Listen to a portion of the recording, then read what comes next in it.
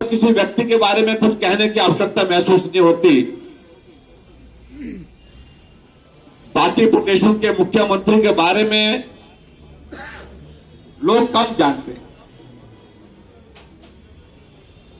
लेकिन केजरीवाल जी के बारे में तो लोग उस वक्त से जानते हैं जब से उनको खांसी शुरू हुई। पूरा देश जानता है। अपनी खांसी का तो इलाज हो गया उनका, और हम यहां दिल्ली में आकर के देख रहे हैं कि दीवारों पर बड़े बड़े होर्डिंग्स लगे हैं, अच्छे बीते 5 साल।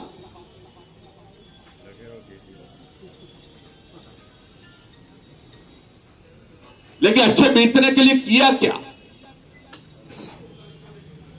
ठीक कह रहे थे हमारे यहां पर पार्टी के हमारे साथी कह रहे थे कि 5 वर्षों में से 4.5 वर्ष तक तो एक ही बात कहते रहे कि मोदी जी काम करने नहीं दे रहे, मोदी जी हमको काम नहीं करने दे रहे।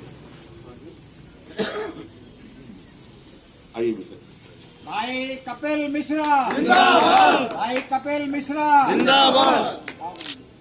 वंदे मातरम, वंदे भारत माता की, भारत माता की, भारत माता की। अपनी बात करूं, मैं जिस बात का मैं जिक्र कर रहा था, 4.5 वर्ष तक यही कहते रहे कि मुझे काम नहीं करने दिया गया, मुझे काम नहीं करने दिया जा रहा।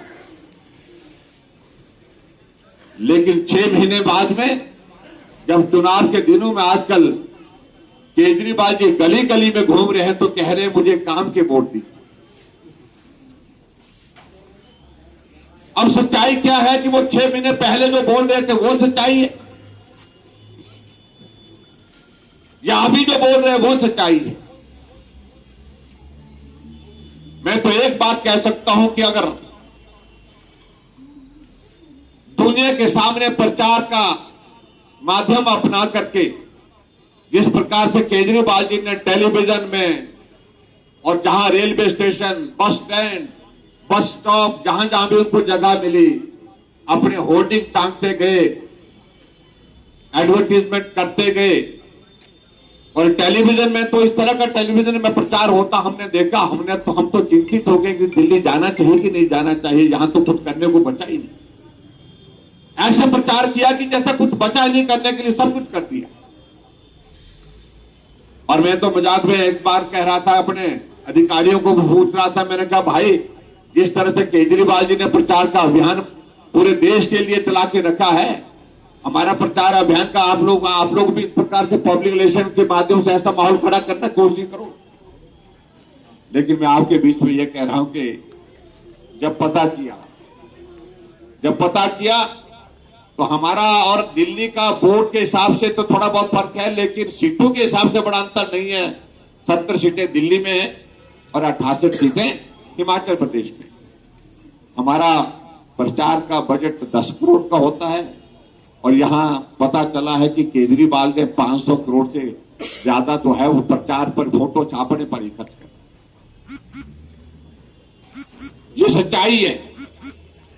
लेकिन असली दिल्ली अगर देखने को मिलती है तो दिल्ली की जब गली में हम निकले तो मालूम पड़ा ये दिल्ली वैसे ही है जैसे 5 साल पहले जिस हालत में, उसमें कोई सुधार नहीं।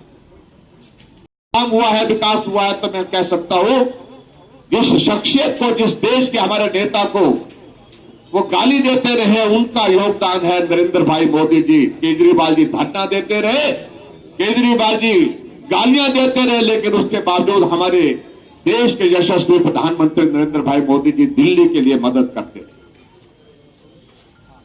आज भाई और बहनों, मुझे लगता है कि बहुत सारी चीजों को कहने की आवश्यकता है कि दिल्ली अब की बात कुछ और रास्ते चल रहे, हट करके चल रही है। ये काम होते रहेंगे। पानी की बात, बिजली की बात आज केजरीवाल जी दिल्ली में कर रहे हैं। 2020 में हम सस्ता बिजली देंगे, सस्ता पानी देंगे। मैं उनको ये कहना चाहता हूं, दिल्ली देश की राजधानी है और दिल्ली के ये चुनाव पानी और बिजली पर जो है चुनाव लड़ने की कोशिश हो रही है। अब आप हिमाचल की तरफ देखिए, अगर हमारे प्रदेश की अगर हम बात कहें जिस काम को केजरीवाल जी 2020 में कह रहे हैं, वो काम 1980 के दशक में होकर के पूरा कर लिया गया है। हर गांव को बिजली है, हर घर को बिजली है और सस्ती दर पर बिजली है, और उसके साथ पानी के लिए घर के, गांव के अंदर नहीं, घर के अंदर जो है पानी पहुंचाएगा। इसके लिए हम आप सबसे सहयोग और समर्थन मांगने के लिए आए हैं, और बाकी बातों का जिक्र मुझे करने की आवश्यकता नहीं है। धारा 370 हमारी आंखों के सामने समाप्त हुई। राम मंदिर का रास्ता हमारे सामने जो है आगे बढ़कर के निकला। भले ही निर्णय सुप्रीम कोर्ट से आया, लेकिन उसके बावजूद ये दौर कब आया? अब आया जब नरेंद्र मोदी जी देश के प्रधानमंत्री बने। तो ऐसी परिस्थिति में दिल्ली को आगे बढ़ने का अवसर है। दिल्ली आगे बढ़े, ये दिल्ली वालों के नहीं है, मैं आपको बता रहा हूं, ये दिल्ली सब देशवासियों की राजधानी है और सबकी भावनाएं यहां जुड़ी है कि दिल्ली का काम अच्छा हो, दिल्ली अच्छी दिखे, दिल्ली अच्छे दिखे नहीं, दिल्ली विकसित हो, आगे बढ़े। यहां ट्रैफिक में जिस प्रकार से लोगों को परेशानी के दौर में से गुजरना पड़ता है, उसका कोई समाधान निकले, पर्यावरण दिल्ली का ठीक हो सके, इन सारी बातों को लेकर के काम करने की आवश्यकता है। और इसलिए मुझे आप सबके बीच में सिर्फ इतना ही निवेदन करना है कि इस विधानसभा क्षेत्र से हमारी पार्टी के बहुत ही जुझारू नेता कपिल मिश्रा जी को आप अपना समर्थन दें। जीत भाजपा की हो गई, निश्चित रूप से होगी। और दिल्ली में हम देख रहे हैं, शाहीन बाग दिल्ली में हो रहा है। हम कहते हैं कि अगर हिम्मत है, जरूरत तो हिमाचल आकर के देखिए, हिमाचल में धक्का देकर के देखिए। ये तब हो रहा है जब केजरीवाल यहां पर, ये तब हो रहा है जब कुछ तरह की इस तरह के हालात, इस तरह की परिस्थितियां यहां पर दिल्ली में जो है, सब मिलकर के मोदी जी के खिलाफ खड़ा करना चाहते हैं, अमित शाह जी के खिलाफ खड़ा करना चाहते हैं। इन सारी बातों का जवाब दिल्ली के चुनाव के परिणाम के साथ होगा। 8 तारीख को वोट होंगे, 11 तारीख को परिणाम निकलेगा।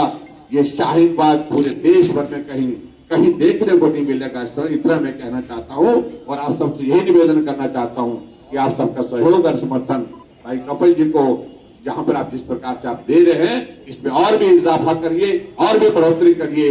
और दिल्ली भाजपा के साथ चलती हुई दिख रही है, और चलती हुई दिख रही है, तो निश्चित रूप से दिल्ली का विकास भी उसी में है। इतनी बात कहते हुए आप सबका बहुत बहुत धन्यवाद।